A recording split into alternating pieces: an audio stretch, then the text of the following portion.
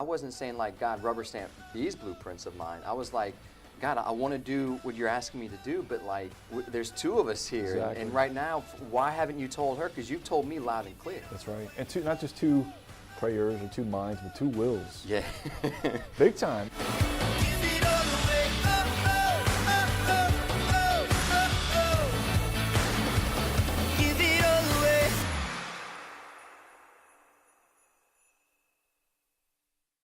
With me is Dave Dawson Jr. He's with the Archdiocese of New Orleans. He's been working in the Family Life Office for how many years? About 4. About 4 years. Yeah. And then you've been working, before that you were over in Lafayette? Lake Charles. Lake Charles. Lake Charles. So Lake Charles, Family Life Apostolate. Now you're over here at the New Orleans Archdiocese.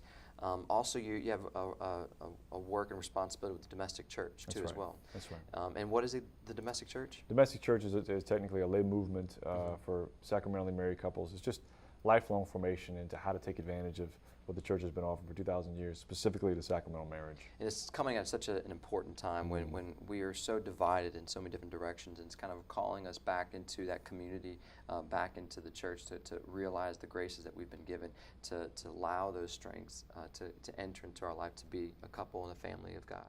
So I've been listening to a lot of Fulton J. Sheen lately, and one of the things that he talked about is like about prayer and the importance, obviously the importance of prayer and how to pray. But he said, you know, don't go to God with like your blueprints and then place them before God and say, I need you to rubber stamp this. Right. You know, that he says in Scripture, it says, speak, Lord, your servant here is listening. Speak, Lord, your servant is listening. It doesn't say, listen, Lord, your servant is speaking. Right? We look to the greatest saint in the church, Mary, and she says to the invitation, let it be done unto me according to thy word. I look to Christ, and he says in the agony, he says, not my will be done, but your will be done.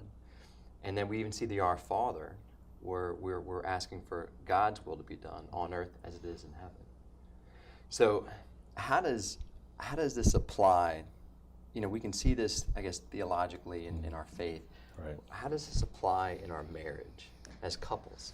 You know, that's one of the things I think is one of the most difficult. I know it was for us in our marriage, especially because usually when we think of doing God's will or asking Him what His will is, usually without really thinking about it consciously, it's with more kind of spiritual stuff, you know, ethereal kind of stuff. And when we get married, especially when we have kids, the things that we're dealing with are so much more concrete, so much more just nitty gritty, dirty. I mean, and some part of us assumes that God's not really interested in that kind of stuff. Right. Or we've got to come up with the blueprints and be like, okay, look, we think about these things and you don't. So if you could just look at this stuff just one time, and let me know what you think, you know. But the truth is, obviously, we say that out loud and it sounds ridiculous, but the hard part with marriage, though, is even if we get to the point where we can recognize it, we do get to the point where we can recognize that God is involved with those conversations. He wants to be involved with those details. I've got my experience of God and my relationship and my conversation with God, and so does my wife. You know, and a lot of times those are two very different things, and especially with the really important decisions that are going to affect each other big time, like job changes or openness to another child or something like. You know, she comes back from adoration being like, he said no. And I'm like, I thought he said yeah. Right, like I remember when Elise and I, we were discerning, first year of marriage, I felt God put in my heart that we're going to go to the John Paul II Institute and study marriage and study over there at CUA on marriage and family. And I mean, it was as clear as this cup is in front of me, like that's God's plan for us. And I remember going to Elise and she's like, I didn't get that memo. And I'm like, dear God, please change her mind, you know? And it's like, so then we had to come to a reality very early on in our marriage that like, even I was trying to like, I wasn't saying like, God, rubber stamp these blueprints of mine. I was like, God, I want to do what you're asking me to do, but like, there's two of us here. And right now, why haven't you told her? Because you've told me loud and clear. That's right. And not just two prayers or two minds, but two wills. Big time, you know. And I'm not going to say who's stronger, you know, but anyway, that's another talk for another time. But it's very like it very much, it can not only become a source of division for our marriage, but I know, you know, we experience it can become a source of division between like one of us and God. You know, Kate always describes it. She says like sometimes it's like I feel like you and God are in like the smoking room with your jackets and your brandy, and you're like, just hanging out, you know. So what are we gonna do now? You know, and she's in the background being like, guys, can you tell me what you're talking about? You know, But I think that's the hard part, is getting to where we can both be on, not just on the same page, because somebody, I think at some point, will feel like they're being dragged along. Yeah. But to be able to experience what God is doing together at the same time, you know? And obviously, praying together about these things is the key to that. Not that we don't come to God as individuals, but we got to come to God as a couple. It has to happen that way.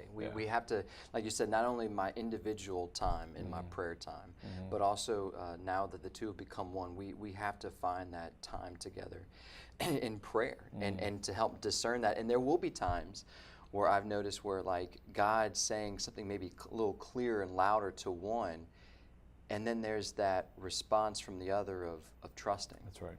You know, it's like in a dance, there's one person leading and the other person has to trust the other. And it's a choice. And it's a choice. I got to choose to trust. I got to choose to follow. Yeah. You know, and I think what has made that easier for us is being able to, like I said, be in the context to where I'm not just wondering, because what happens is Kate will come home and be like, hey, look, I think God's calling us to this. And I'm like, why don't you tell me exactly how that prayer went? Right. You know, what were you doing? Yeah. What was your mindset? Right. You know, did you watch some YouTube videos before you went in there? You know, like how were you spiritually going in there? Yes. When's the last time we went to confession? You know, right. I think it's important, you know, if she and I are praying together on a regular basis, I've got a better idea of how she prays. Right. Now, and what's on her heart. And what's exactly. Yeah. And how do you talk to God? How do you listen to God? Now, as if I've got to be some kind of judge or something. No. But at the same time, I do have to make the decision to trust. And what am I trusting? And it's so much easier if I know her mind and her heart when it comes to prayer, and she knows mine. Yes. You know, that we're doing this together, and I'm not having a guess. She's not having a guess. Right. You know, as to like, how do you, and another thing, how do you feel about me? Right. Am I just a cog in this machine? Right. You know, that you're going to save the world and do God's will? Like, right. And I'm just going to be in the background. That's you know, right. You know, potted flame. Yeah, exactly. That's right. That's right. Give it all away. Oh.